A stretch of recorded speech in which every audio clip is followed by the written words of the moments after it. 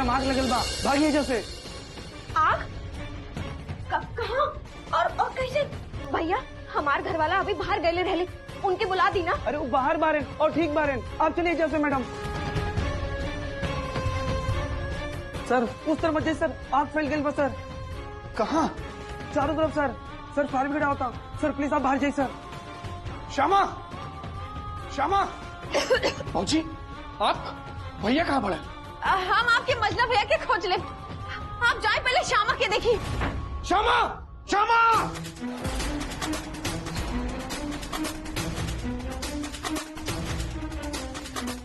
पमिला चला हाथ लगावा और बांध के फेंक दाइन के बिछोना पर।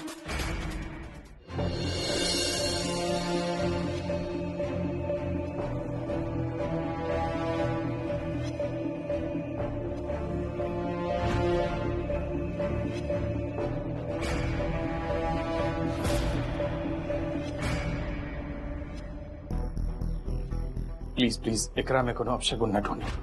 पता न काहे हमार जी इतना घबरा था।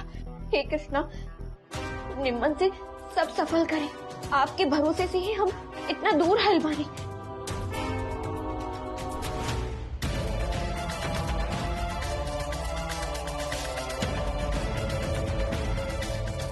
काला टीका ई प्लान के नजर से बचावे खातिर। चला काम पर लग जा।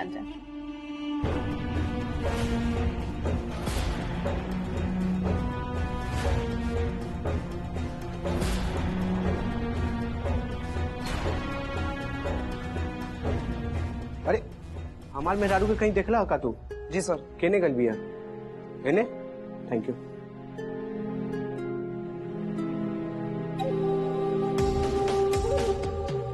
शाबाश, ऐसे ही करत जा जे तहरा से कहले रहनी। ऐसे ही पैसा के बरसात में भिगा दे तहरा। चलो जा।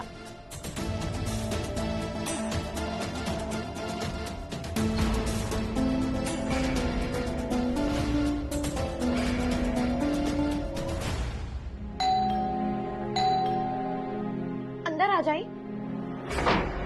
मैडम आग लगल बा, भागिए जैसे। आग? कहाँ और कैसे? भैया हमार घर वाला अभी बाहर गए रहले, उनके बुला दी ना। अरे वो बाहर बारेन और ठीक बारेन, आप चलिए जैसे मैडम।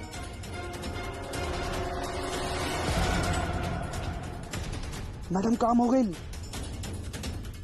पमिला चला।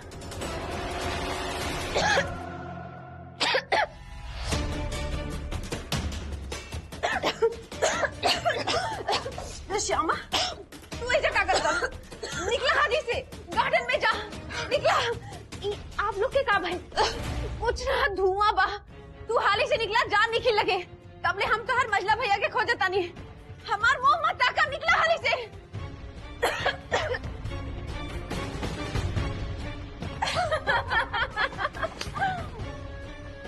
हो गई काम।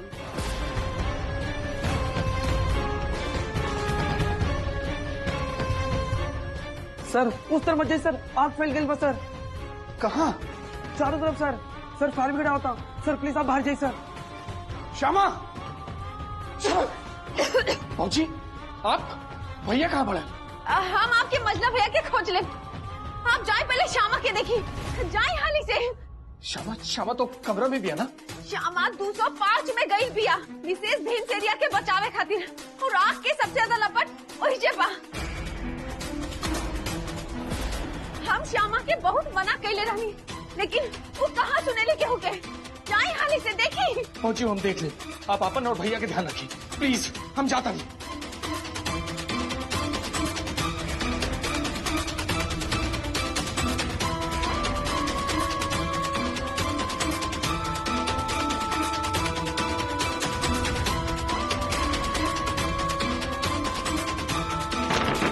श्यामा, श्यामा,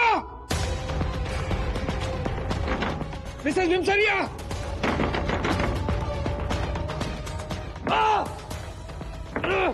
श्यामा, श्यामा, श्यामा, श्यामा! श्यामा!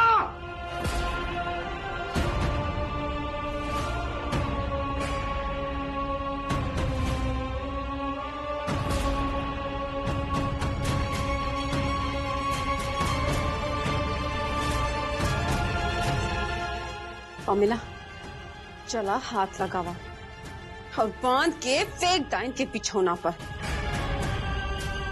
यस।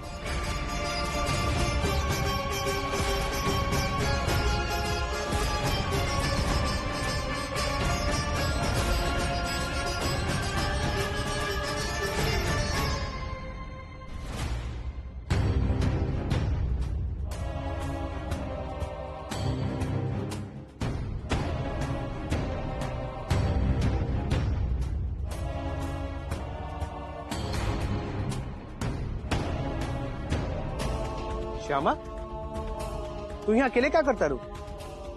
भैया अंदर आग लागल बा और आपके छुटका भाई के कोनो खबर ही नहीं खे। क्या कल हुआ? आग कहाँ लागल बाटे? आग के कला का तारा से हम तो कहीं ना देखनी आग। मछली दीदी खुद भी तो भागत रहली। मछली दीदी रुक जा, हम आओ तो उनकर खबर लेके। तू यही जा बैठा, ठीक बा? आपके भाई? श्यामा तू परेशान मत होगा, तू यही जा बैठा, ओकर जिम्मेवारी हमार बाटे, ठीक बा?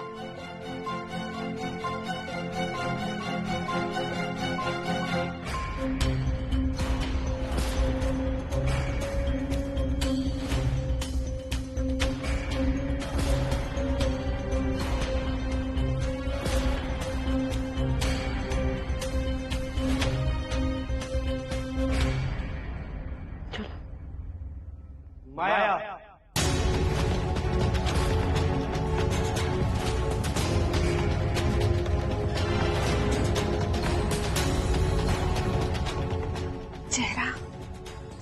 चेहरा साफ करा अपन।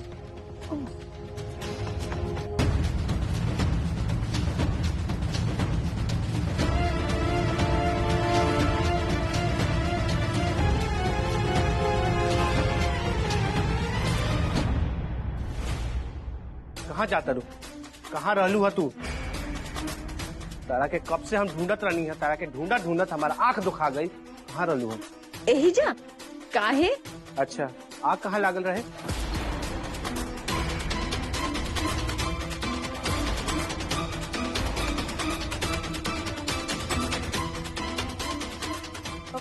क्या आग कहाँ लागल बाग? तो हमरा भी कहीं नहीं खिलौकत। तो श्यामा बाहर पागल भइल बिया, आंख में आंसू लेके कहती है कि अंदर आग लागल बाटे। आ कहली है कि ई बात तू ओकरा से कहलू है। का हम? लेकिन हमरा से भेंट कहाँ भइल ओकरा?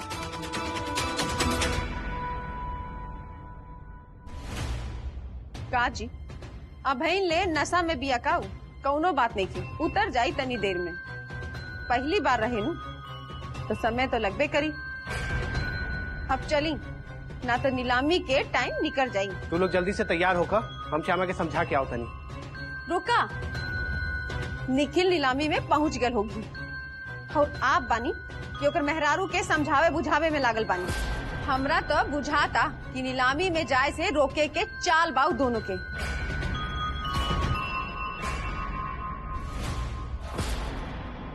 चार मतलब 2 मिनट में ऑक्शन खत्म हो जाए। तू लोग इन चला, हम आओ तनी।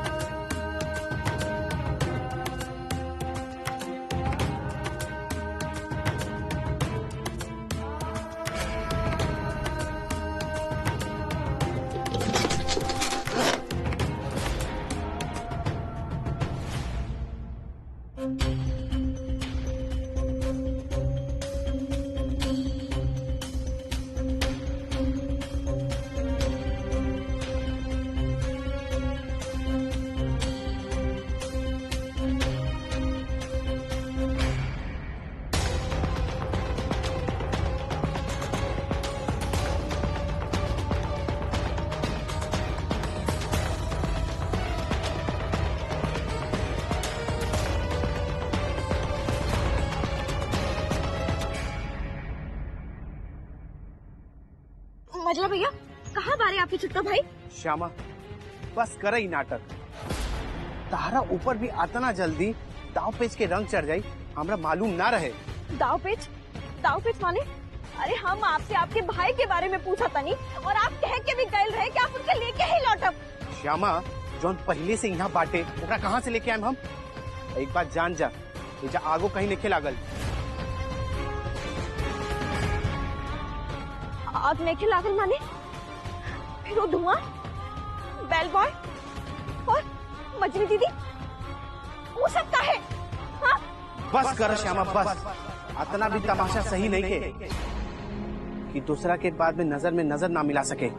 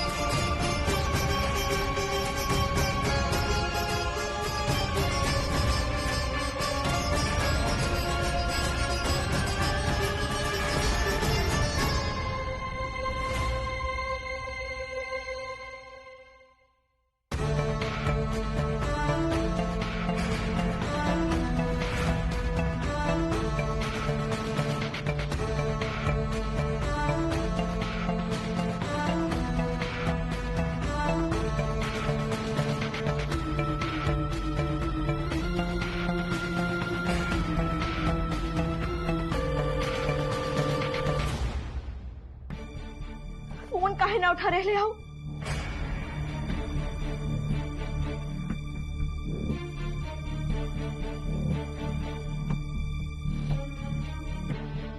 भैया इनके कहीं देख ले बानी का? नहीं। ऑक्शन शुरू हो गई? बस 5 मिनट में शुरू हो जाए।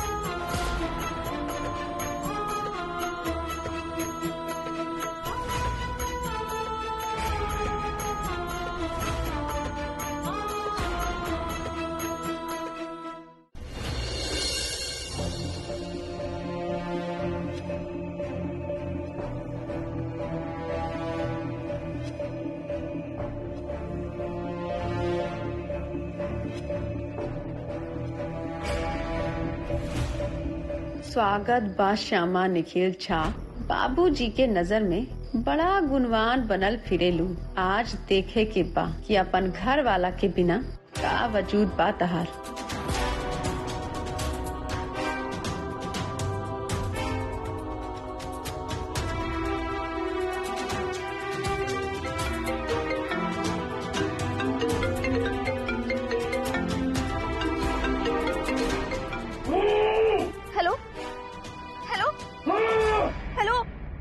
हेलो आपकी आवाज नहीं क्या होता? कहाँ बानी आप? हेलो ऑक्शन शुरू होके वाला बा, कहाँ बानी आप? हाली से आई। हेलो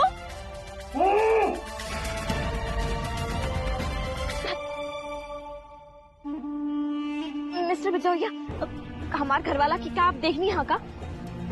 यू मीन निखिल? हाँ। नाटक का भाई?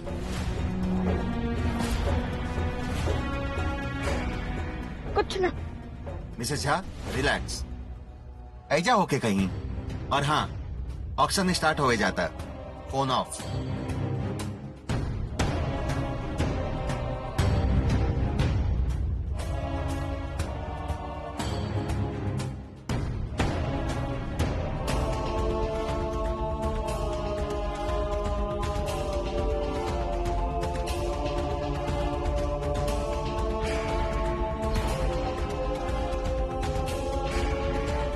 निखिल के देख लूँ का? ये अचानक से निखिल के हाथ कहाँ से आ गई फिर? ऊपर कले लो कि निखिल नीचे ऑप्शन में बांटे, कहीं लौकत नहीं है। जी आज ले आपके समझ नहीं आई, वो आपके नजर कहाँ से आ जाई? आप अपने आप पर और ये डील पर ध्यान लगाएं। हमार नजर भी वही जबा और डील भी पक्का बा।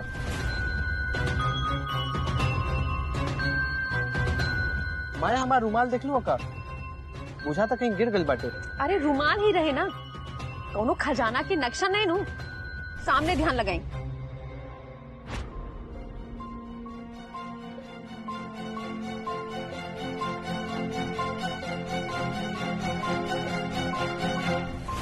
Big clap for mister Bijuria. आप सबके ई ऑक्शन में स्वागत बा। आई होप कि आप सब ऑक्शन के नियम कानून से नीमन से परिचित जानी बा। तो अब सीधा काम शुरू करी जा।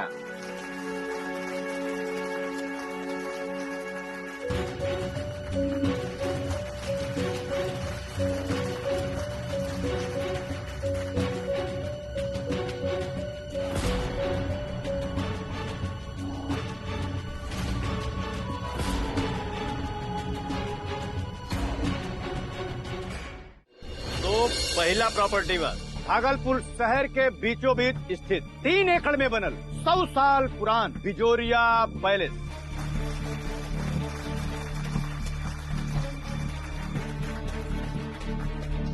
बेस प्राइस बा मात्र 60 करोड़ रुपए, केवल 60 करोड़ रुपए। हियर वी गो, प्लीज बोली लगाई।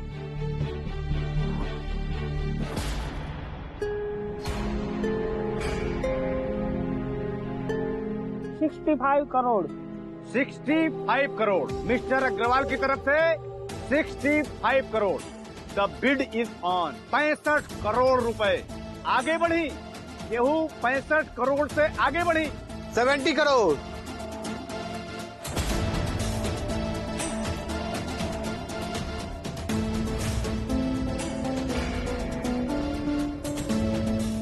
$70 करोड़ फ्रॉम झा फैमिली।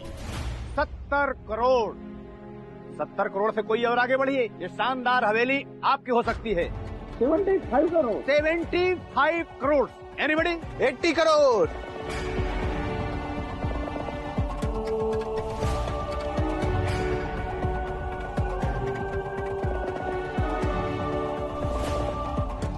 $80 करोड़। धन्यवाद मिस्टर आलोक झा। 80 करोड़ आलिशान महल, धरोहर, ये शहर के शान। 80 करोड़, मात्र 80 करोड़। आगे बढ़ी। 85 करोड़। 85 करोड़। 85 करोड़। Thank you. और आगे बढ़ी। 100 करोड़।